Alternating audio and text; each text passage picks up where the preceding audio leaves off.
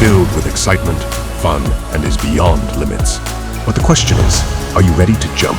If it is a yes, then you have jumped into the world of ultimate entertainment. Welcome to YOLO 247, a place of fun, indulgence, and endless surprises.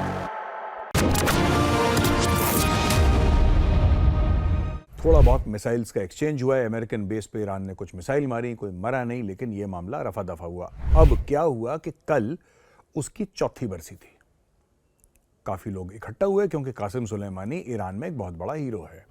अब दोस्तों थोड़ा तो ना Iran को भी समझना पड़ेगा, और ईरान को यह समझना पड़ेगा कि ईरान खुद आतंकवाद को बढ़ावा देता। ईरान को बुरा लग रहा है और लगना भी चाहिए।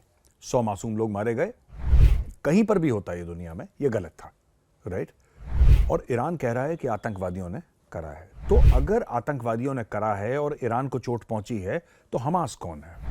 जय हिंद दोस्तों, मैं हूं मेजर गौरव और आप देख रहे हैं आज की ताजा तरीन खबरें।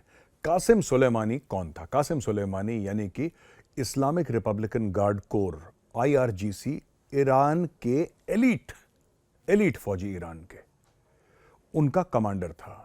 इराक जा रहा था, अमेरिकन को पता लगा, अमेरिकन ने उसको दहशतगर्द यानी कि आतंकवादी करार दे चुके थे। अमेरिकन ड्रोन ने 35,000 फीट से एक हेलफायर मिसाइल मारी उसकी गाड़ी में, और कासिम सुलेमानी ऑफ। अब क्या हुआ कि थोड़ा बहुत मिसाइल्स का एक्सचेंज हुआ है। अमेरिकन बेस पे ईरान ने कुछ मिसाइल मारी, कोई मरा नहीं, लेकिन यह मामला रफा दफा हुआ। अब क्या हुआ कि कल उसकी चौथी बरसी थी। काफी लोग इकट्ठा हुए क्योंकि कासिम सुलेमानी ईरान में एक बहुत बड़ा हीरो है, या फिर हीरो उसको बना दिया गया है। वहां पे था, आतंकवादियों ने ब्लास्ट करा, एंड अनफॉर्चुनेटली 100 से ज्यादा लोग मारे गए ईरान में दोस्तों, 100 से ज्यादा। अब ईरान ने बोला है कि हम बदला लेंगे आतंकवाद के खिलाफ। ये देखिए, दो बातें। पहली बात तो जो मासूम लोग मर गए, that is extremely sad, and क्या बोल सकते हैं यार, 100 जानें चली गई, 100 परिवार बर्बाद हो गए। 100 जानें नहीं गई, 100 परिवार बर्बाद हो गए, 100 खानदान खत्म हो गए।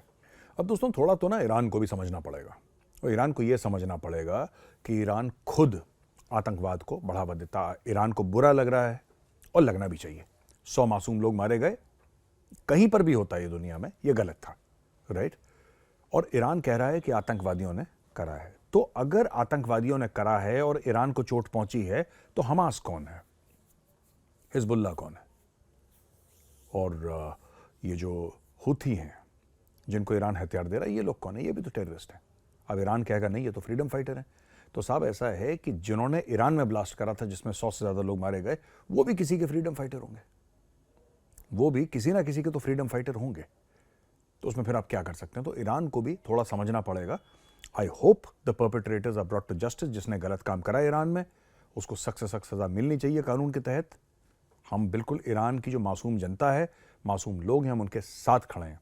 ईरान की सरकार के साथ नहीं, ईरान की जनता के साथ हम खड़े हैं, जिनके घरों में ऐसी लाशें पहुंची होंगी। कितना दर्द हुआ होगा उन लोगों को, हम समझते हैं इस चीज़ को। लेकिन फिर कह रहा हूं कि ईरान को भी सोचने की आवश्यकता है। अच्छा, दूसरी चीज़ है, विवेक रामास्वामी बड़ा चर्चे में है भाई साहब आजकल।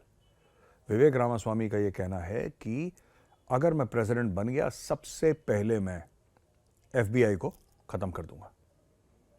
FBI में करीब 40-45% लोगों को मैं दूसरी सेंट्रल एजेंसीज या फेडरल एजेंसीज में डाल दूंगा, और FBI को कर दूंगा खत्म। और बड़ी लंबी चौड़ी लिस्ट है कि ये करना चाहिए, वो करना चाहिए, ऐसा। उसमें से एक बड़ी इंटरेस्टिंग चीज़, 2-3 चीज़ें मैं आपको बताता हूँ, काफ़ी लंबी लिस्ट है, वील जस्ट कवर 2-3 थिंग्स। उन्होंने ये बोला है कि साहब जैसे alcohol, tobacco and firearms and explosives, ये जो डिपार्टमेंट है, bureau of alcohol, tobacco, firearms and explosive, जिसका I think part secret service भी है, उसको भी खत्म करा जाए। उन्होंने बोला है कि बच्चों के हाथ में सोशल मीडिया देना मैं गैर कानूनी बनाऊंगा।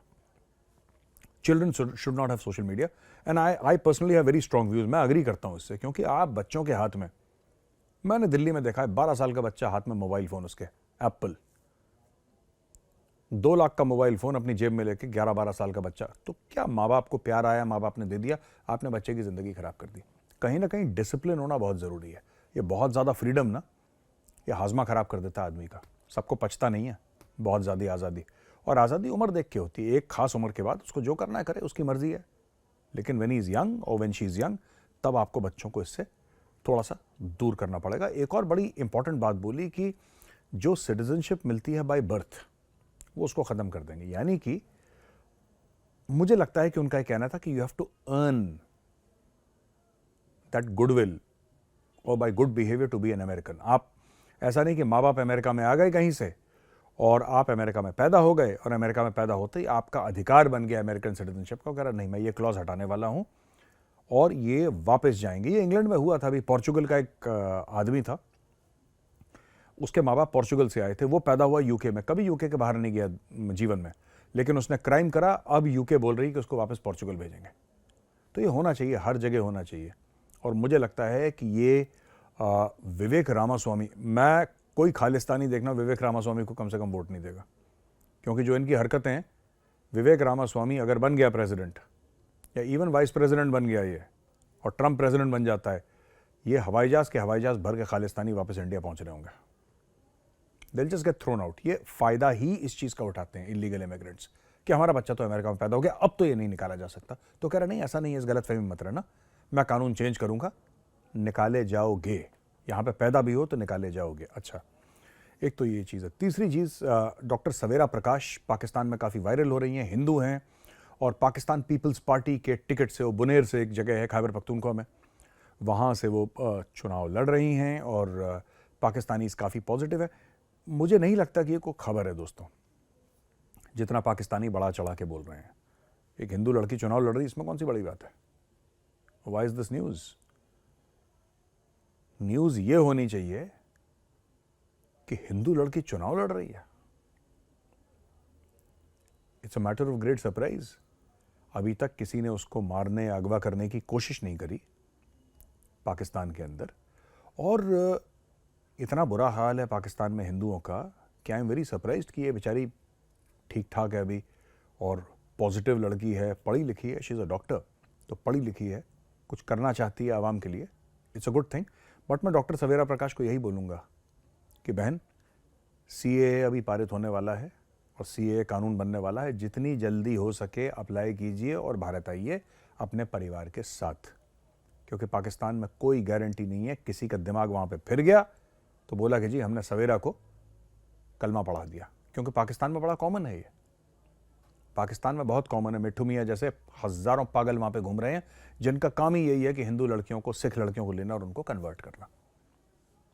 तो इसलिए मेरा ये मानना है कि डॉक्टर सवेरा प्रकाश जैसी जितने भी लोग हैं, सीएए का पूरा भरपूर फ़ायदा उठाएं और वापस जो भी हिंदू हैं, सिख हैं, ईसाई हैं, पूरा फ़ायदा उठा के इंडिया आ जाएं।